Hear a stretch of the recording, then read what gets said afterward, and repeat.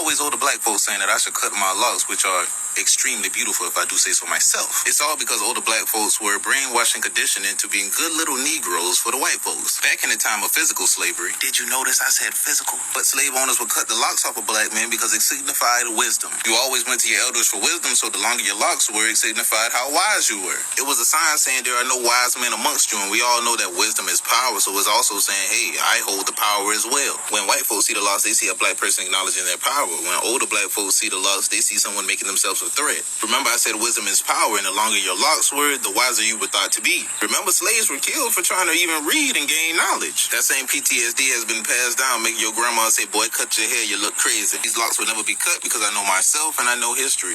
It's always older black folks saying that I should cut my locks, which are... Shalom. I want to give all honors and glories and praises to Yahweh, Bahashem Yahweh Shai, Bahashem Makar Kodash, Yahweh, which is the one true name of the Heavenly Father, Yahweh Shai, who the world ignorantly calls Jesus Christ, but his one true name is Yahweh Shai. Bahashem, meaning coming in the name. Ba means coming in. Ha means the. Sham means name. Rakah means spirit. Kodash meaning holy. Peace, blessings, salutations to the whole elect. And shalom to you sincere brothers that are scattered abroad, pushing forth this word in truth and sincerity. And shalom to you sincere sisters that are listening in silence as the scriptures command you to do so. I am the brother Mashiach Razakah. And pretty much in this lesson, it's going to be titled as dreadlocks are a heathen custom. Okay. Dreadlocks are a heathen custom. Dreadlocks is a heathen custom. They are a heathen custom. Okay. Dreadlocks goes back to Elam, the Elamites, all right, which are so-called Indonesians, right? When they have dreads, that's where it originates from. It's pretty much to worship their deity known as Shiva. Okay, it is not an Israelite custom. All right, that goes back to the Elamites, which the Elamites, they do a lot of Hinduism. So if you are a so-called Negro, Hispanic, or Native American Indian, and you believe dreadlocks are Israelite custom, and you believe they give you wisdom, and they give you all this type of purity, you're wrong. Okay, that's a heathen custom. Dreadlocks are a heathen custom. Okay, and we got tons of proof. In this lesson, we're gonna prove it. Now, I showed you a video of this Jake. He's claiming to be a Hebrew Israelite, and he's giving a whole little short little term documentary, or how you say it, documentary, on how he is not cutting his head because he got wisdom and he got dreads, and he goes back to using slavery as an excuse to keep his dreads. Or you got some Israelites, they'll read the scripture talking about Samson, how Delilah weaveth his 7 locks and cut his dreads off. You know, or say that they'll cut his dreads off when actually Samson had plaits. But they'll use that word lock there. And what I'm saying is to say that he had dreads and she cut his dreads off and he lost his power. No, those locks that were mentioned in the scriptures there were plaits. Okay, and we're going to prove that in this lesson. So first we're going to go into the scriptures. Yep, I got the video to back up because this lady is super into Hinduism and she knows a whole lot of where dreadlocks truly originated from, what's its custom. I'm going to say that for last. So we're going to go straight to the Nazarite vow because you got a lot of Israelites, they'll use the Nazarite vow as an excuse to grow dreads and to have long dreads or long hair, when the scriptures clearly gives us instructions about the correct understanding of a Nazarite vow. Now, the Nazarite vow is pretty much having long hair, right? Long hair, not dreads, okay? And you had Israelite prophets that had that kept the Nazarite vow. You had Samson that kept the Nazarite vow. You had John the Baptist who kept the Nazarite vow. And I believe there's one more individual that kept the Nazarite vow. I can't think of it right now. I think it was Paul. Maybe your brothers, elders, correct me. But you had a couple of prophets in the scriptures that kept the Nazarite vow. And let me do that for edification's sake in this lesson as well. You know, because it's been a minute since I've been into this breakdown.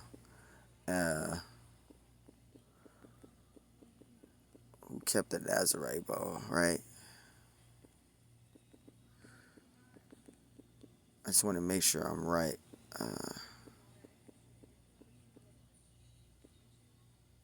There's prophets in the scriptures that kept the Nazarite vow, and I can't remember. Yeah, so it says in the Bible, Samson is explicit identified as a Nazarite, right? Everyone knows Samson, but everybody just think that Samson was the only one. But you have other prophets in the scriptures or other men in the Lord that also kept the Nazarite vow. It says while Samuel and John the Baptist are not explicitly called Nazarites, their lives and their circumstances align with the description of those who took the Nazarite vow. So you had Samson that took the Nazarite vow, you had Samuel that had the Nazarite vow, and you had John the Baptist that had the Nazarite vow. So Samson is not the only one that kept the Nazarite vow. All right, you had Samuel, you had John the Baptist, right? You had Samson, Samuel, and John the Baptist that kept the Nazarite vow. All right, but when they kept that Nazarite vow, it wasn't dreadlocks. They had plaits, and we're going to prove that. They never had dreads. They had plaits, okay? So let's go to the scriptures, because these men did have the Nazarite vow, right? But when their hair would get a certain length, especially when the Passover came, they would have to cut their hair, because the Passover, when the Passover would come, that's a new year, so they would cut their hair, okay? You can't. And plus, to add to it too, with a Nazarite vow, you can't eat anything of the vine tree. You can't drink alcohol. You can't eat grapes. You can't eat raisins, tomatoes. You can't eat anything of the vine with a Nazarite vow. You can't drink no wine. You can't drink none of that. So how you think they were able to keep? Because they had to keep the Passover. They had to drink wine for the Passover, right? How you think they were able to keep that? They had to cut their hair too. So they were cutting their hair. They didn't have long ass hair over the Passover. Hell nah. Because you got to cut your hair. Right? So it's in this society today, it's hard to keep a Nazarite vow. Right? That's why, you're not supposed to have your hair long, super, super, super long. You got that going down the middle of your damn back. I be seeing these dudes with hair going all the way down to their back. You can't keep a Nazarite vow in this society. But let's get to the scriptures. Enough of the rambling. Numbers 6:1. It says, And the Lord said unto Moses, saying, Speak unto the children of Israel, and say unto them, rather, it says, when either man or woman shall separate themselves to vow a vow of a Nazarite. And what does Nazarite mean? What's the meaning for Nazarite? All right, so when you go to Nazarite there, right, which goes to Nazar, right, it's H5139.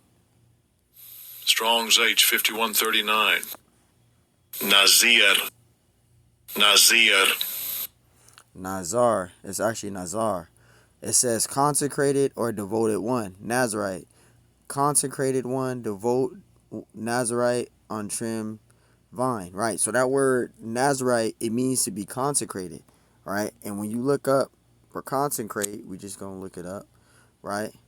Consecrated. It says of a church or a land having or been made clear or sacred, right? It means to be separate.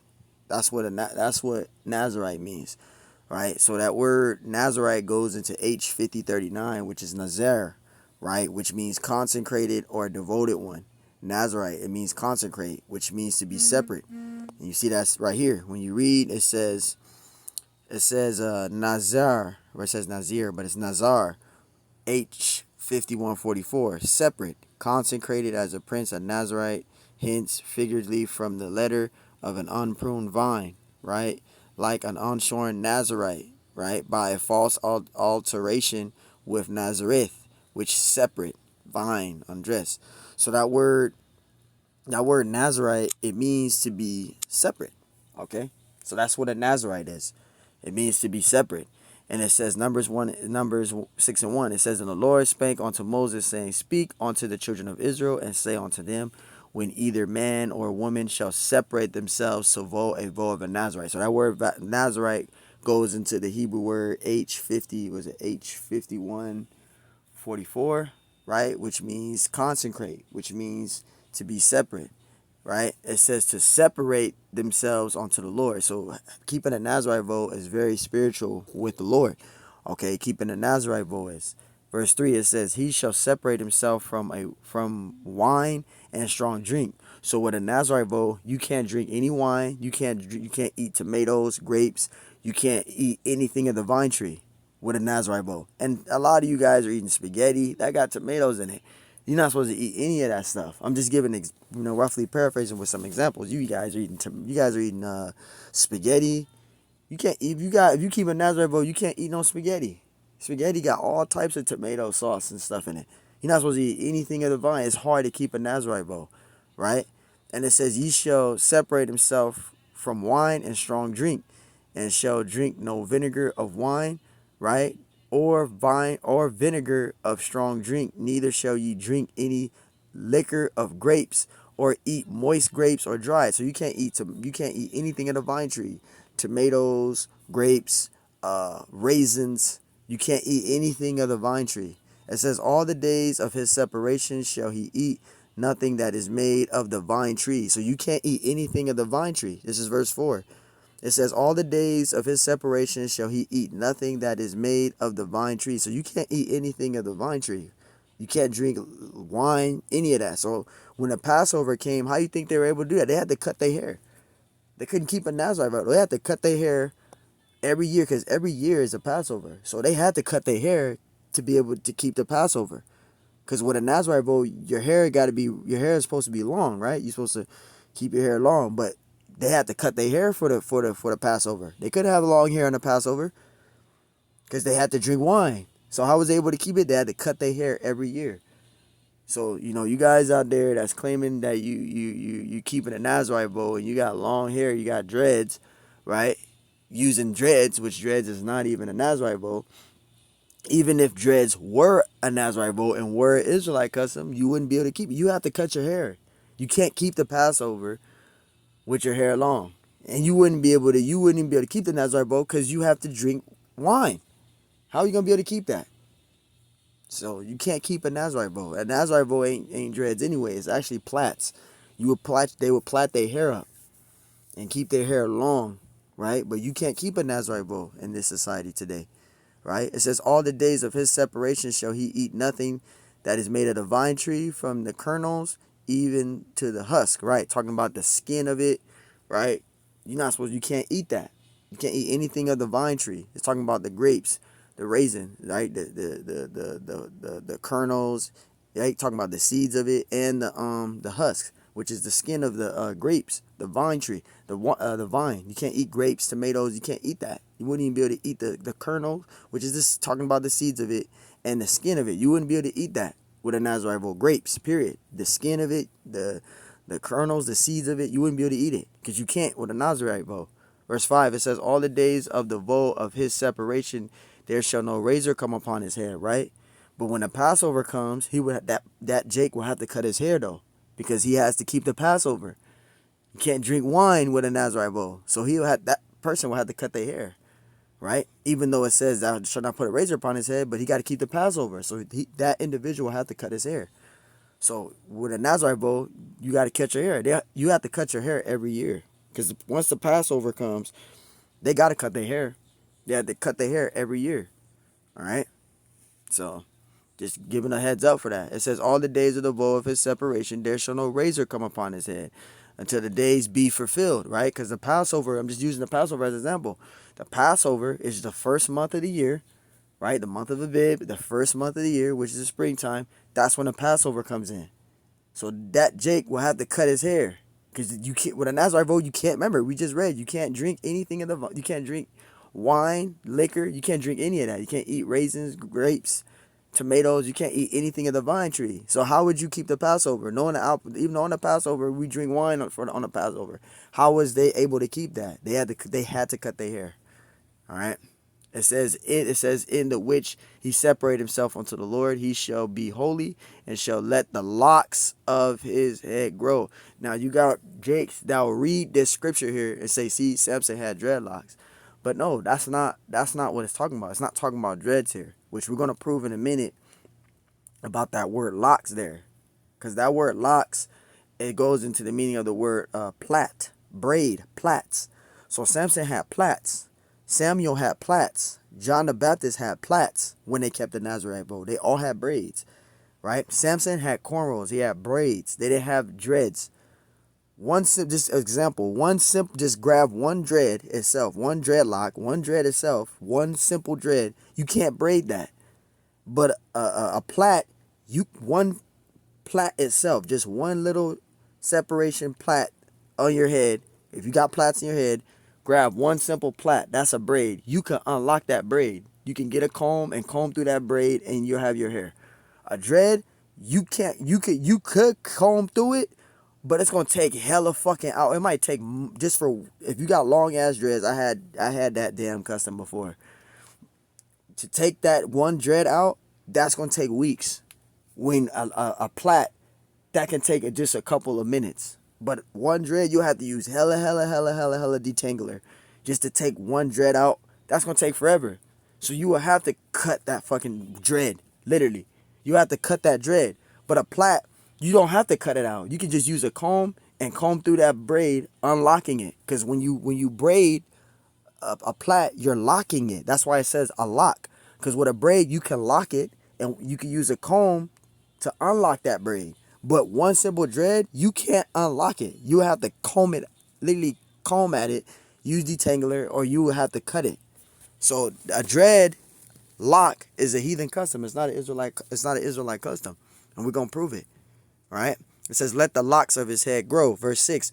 All the days of his separation himself unto the Lord, he shall come at no dead body. So with a Nazarite bow, you're not supposed to go to any funerals.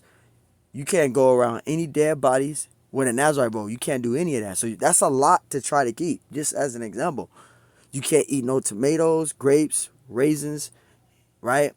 You can't drink no liquor. You can't drink no wine. You can't do any of that. You can't be around no dead bodies.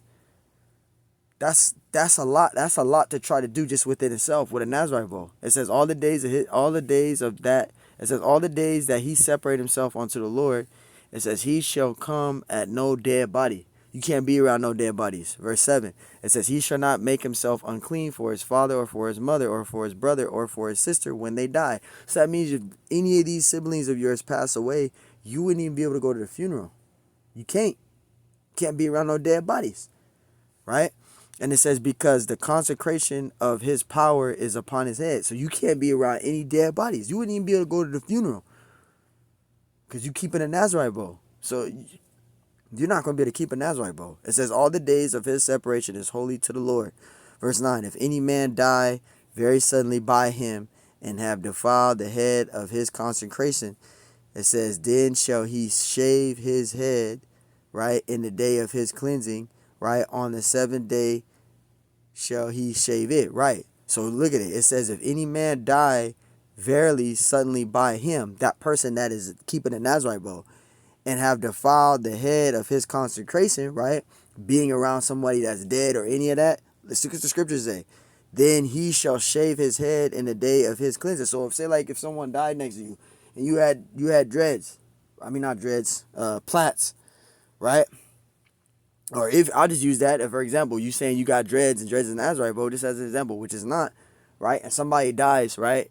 There, right next to you, you will have to cut your hair off because you already defiled your consecration is defiled that you made with the Lord. So you will have to cut your fucking hair, right? It says if any man suddenly by him and have defiled the head of his consecration, right? It says, read again, verse 9. And if any man die verily by him and have defiled the head of his consecration, then shall he shave his head, right, in the day of his cleansing. On the 7th day shall he shave it. So you have to cut your hair, right? Verse 10, it says on the 8th day he shall bring 2 turtles or 2 doves or it says 2 young pigeons to the priest at the door of the tabernacle of the consecration. And it says, and the priest shall offer the one for a sin of offering and the other for a burnt offering, and make an atonement for him, for that he has sinned by the dead, right? Because he was around a dead body, and shall hollow his head that same day. So you have to cut your hair, man, right? Verse 12, it says, and he shall consecrate unto the Lord the days of his separation, and he shall bring the lamb of the first year for a trespass offering by the days that were before shall he be lost, because his separation was defiled. So you can't be around no dead bodies. You can't drink no wine, no liquor. You can't eat no tomatoes, no grapes, none of the vine. You can't be around no dead bodies, any of that. If you defile your you defile your Nazarite vow, which is say like you were to drink wine and you had your Nazarite vow, you would have to cut your hair. You defiled it, because the Lord said not to do it. You can't. The Lord said not to eat. Don't drink no wine. Don't drink no liquor. Don't eat no raisins, no tomatoes, grapes. Let's say you ate that with a Nazarite vow, you have to cut your hair, because you just defiled your consecration with the Lord.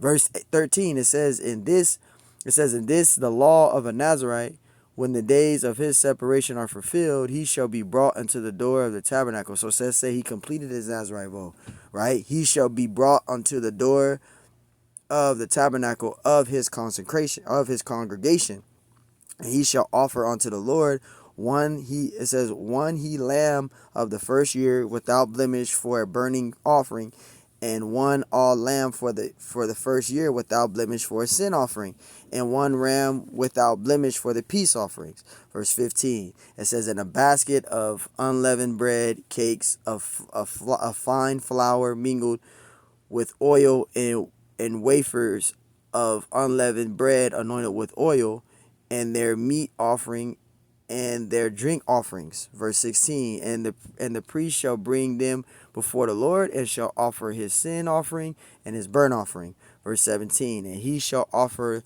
the ram of a sacrifice peace offering unto the Lord with a basket of unleavened bread. The priest shall offer also his meat offering and his drink offering. And this is all going into the tradition of a Nazarite, completing his vow or defiling his vow, right? Verse 18, and the Nazarite shall shave the head of his separation at the door of the tabernacle of the congregation, and shall take the hair of his head of his separation and put it into the fire. So after his hair was cut, he would burn it. He would put his hair into the furnace to burn it, right? And it says, and put it into the fire which is under the sacrifice of his peace offering. You see that? Once that Nazarite vow is complete, right? So to keep a Nazarite vow is very challenging, and I'll say it's very hard just in general to keep a Nazarite vow. You can't keep a Nazarite vow. Verse 19, and it says, and the priest shall take the sudden shoulder of the ram, and one unleavened cake out of the basket, and one unleavened wafer, and shall put them upon the hands of the Nazarite after the hair of his separation is shaven, right? So once his Nazarite vow is completed, or should I say, or his time is up with a Nazarite vow, right? They will cut their hair, put it into the fire, and they would do all these Hebrewic ceremonial offering traditions. So like cutting his hair and putting it into the fire, etc. Right? If he defiled his Nazarite vow, being around dead bodies or any of that, he will have to cut his hair, right? His hair had to cut off. He had to put it into the fire, right? Verse 20, it says, and the priest shall wave them for a wave of offering before the Lord. This is holy for the priest. It says, with the wavish breast and havish shoulder, and after that the Nazarite may drink wine, because he cut his hair already. He already put it into the fire. He already cut his hair, so he can drink wine. So that's why I'm using the Passover as an example, because you got to drink wine on the Passover. You can't skip the Passover. You have to keep the Passover. That's one of our Hebrew ceremonial traditions. You have to keep the Passover. You have to drink wine. So they cut their hair. And it goes for you Jakes out there that got long hair, and you saying you got Nazarite, you have to cut your hair. You have to cut your hair. You can't keep a Nazarite vow, because when the Passover comes, you're going to have to cut your hair. The Passover is every year. Verse 21, it says, this is the law of a Nazarite who have vowed, right, of his offering unto the Lord for his separation. It says, beside that his hand shall get according to the vow which he vowed, so he must do after the law of his separation. So that's the laws of a Nazarite for the Israelites. If you keeping a Nazarite vow, which is hard to do, you're not going to be able to keep it, right? If you claiming to keep it, that's all the progress, that's all the steps that you will have to take to be able to keep the Nazarite vow, which is hard to keep, man. All right, which is hard to keep. And let's prove what I'm saying, because we're gonna read it in the NLT. This is in the NLT version for the Nazarite vow. And I'm going to read to verse 9 to prove everything of what I said. You can't eat no tomatoes, no grapes. You can't drink wine. You can't be around any dead bodies. Numbers 6:1. It says, Then the Lord said unto Moses, Give the following instructions to the people of Israel. If any of the people, either man or woman, right, take the special vow of a Nazarite, setting themselves apart to the Lord in a special way, they must give up wine and give up from alcoholic drinks. So you can't, with a Nazarite vow, you can't drink any wine, no liquor. You can't drink any of that with a Nazarite vow. And I proved it right here. It says they must not use vinegar made from wine or from other alcoholic beverage. It says they must not drink fresh grape juice, right? Or anything, right? It says, and they must not eat grapes or raisins. So you can't eat any of that. Tomatoes, because tomato comes from the vine tree. You can't eat any of those things, right? And it says, drink fresh grape juice. It says, and they must not eat grapes or raisins. As long as they are bound by their Nazarite vow, they are not allowed to eat or drink anything that comes from the grapevine, not even the grape seeds or skins. Remember, I was saying that earlier. You can't even eat the skin of the grapes. You can't eat the seed of the grapes. You can't eat any grapes, any tomatoes, anything in the vine tree. Verse 5, it says they must never cut their hair throughout the time of their vow, right? It says, for they are holy and set apart to the Lord. It says until the time of their vow has been fulfilled, they must let their hair grow long. You see that? They must let their hair grow long. So you can't keep a Nazarite vow, right? Because again, like I said, the Passover come, you're going to have to cut your hair to be able to drink wine. Because you can't drink wine with a Nazarite vow. You can't. So that hair is going to have to come off, right? It says, for they are holy, right? For they are holy and set apart to the Lord. It says, until the time of their vow has been fulfilled. They must let their hair grow long, right? And they must not go near any dead body during the entire period of the vow to the Lord. So with a Nazarite vow, at a time of a Nazarite keeping a Nazarite, a time of an Israelite keeping a Nazarite vow, they can't be near any dead bodies. And I said that, right? They must not go near any dead body during the entire period of the vow to the Lord. Verse 7, even if the dead person is their own father, mother, brother, or sister, they must not defile themselves, for the hair on their head is a symbol of their separation to the Most High. It says this requirement applies as long as they are set apart to the Lord. If someone falls dead beside them, remember, somebody dies right next to them, right? And they have a Nazarite vow, they got to cut their hair because their vow is defiled. I said that, right? If someone falls dead beside them, it says the hair they have dedicated will be defiled. So if somebody died next to you, you would have to cut your hair because you can't be around any... That's why I said, keeping a Nazarite vow, you ain't going to be able to keep it. It says they must wait for 7 days, right? I'll read it from verse 9. It says, if anyone falls dead beside them, the hair they have dedicated will be defiled. They must wait for 7 days and then shave their heads. So they got to cut their hair off, right? And it says, then they will be cleansed from their defilement.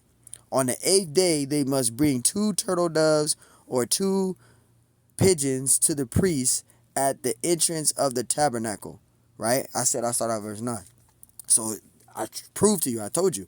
I'll read verse 11.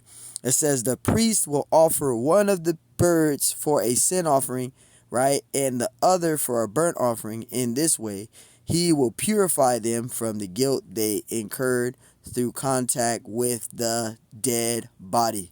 So there you go. I just wanted to read that. So I'm just showing you what our forefathers would do during the ancient world when they kept the Nazarite vow, of the circumstances that they had to follow to keep that vow. That's the point.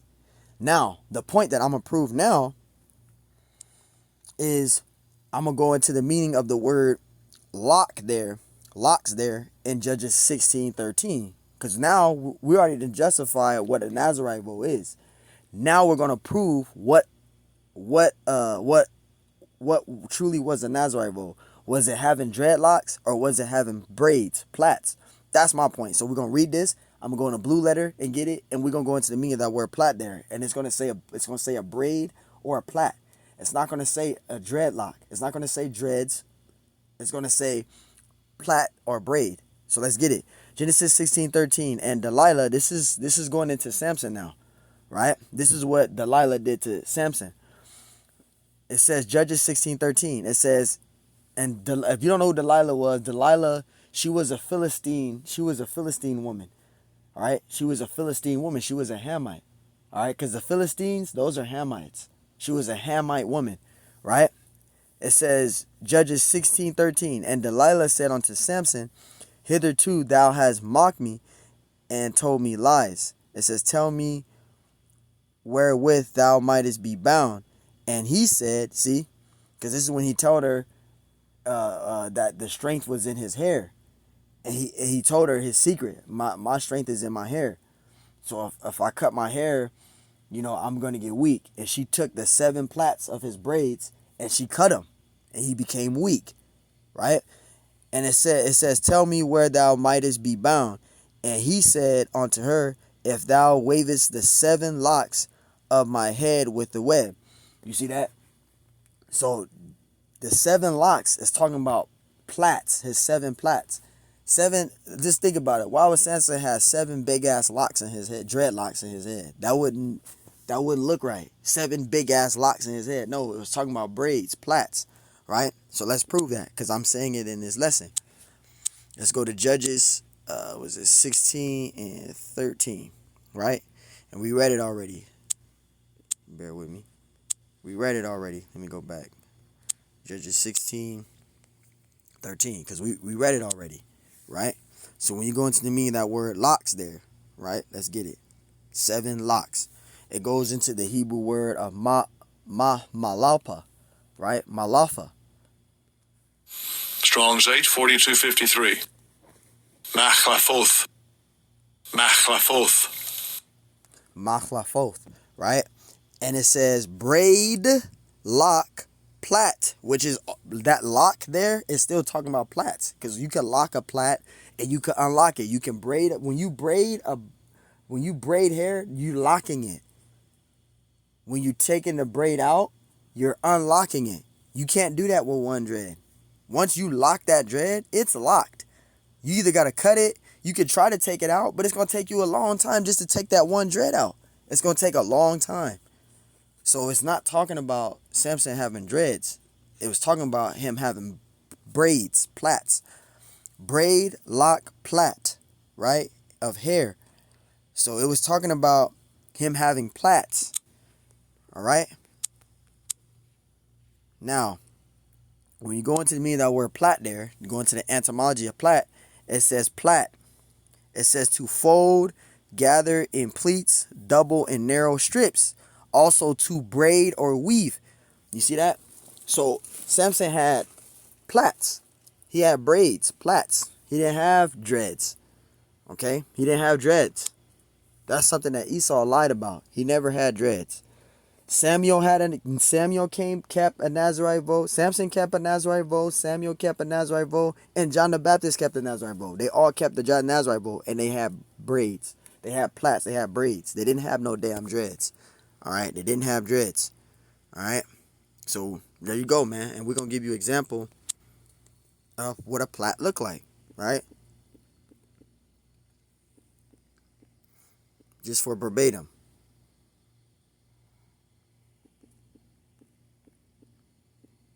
Right?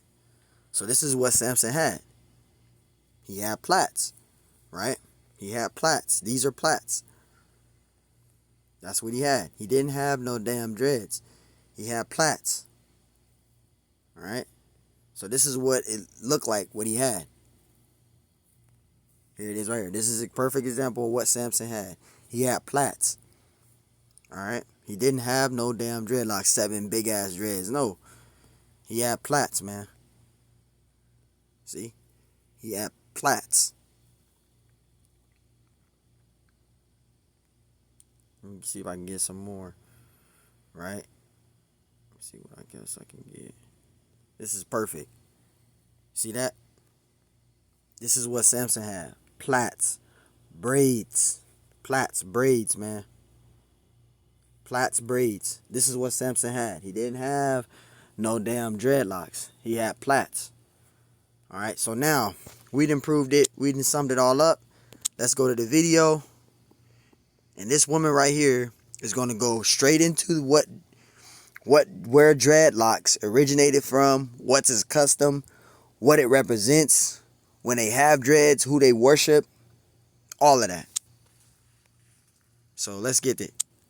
Nityanandam, this is Mahajia, and as you can see today, I look a little different, and that is because I have dreadlocks.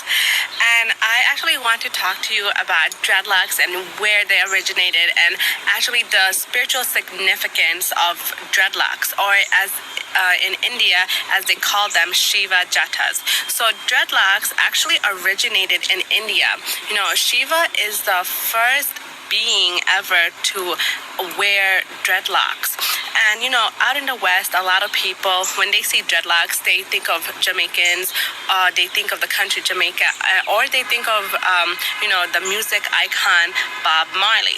But even though Bob Marley made dreadlocks really, really popular, he definitely made dreadlocks an icon for people to wear. The originator of dreadlocks, the trendsetter of dreadlocks, was definitely Shiva.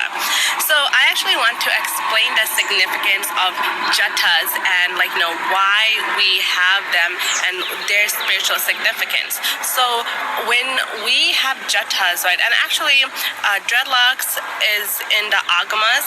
They tell you exactly how many dreadlocks to have on your head, how long to wear them, and you know, even to the point of where they said, like in the agamas, where it says that to even put 5 rudrakshas after you get your jattas. So actually, let me go into that.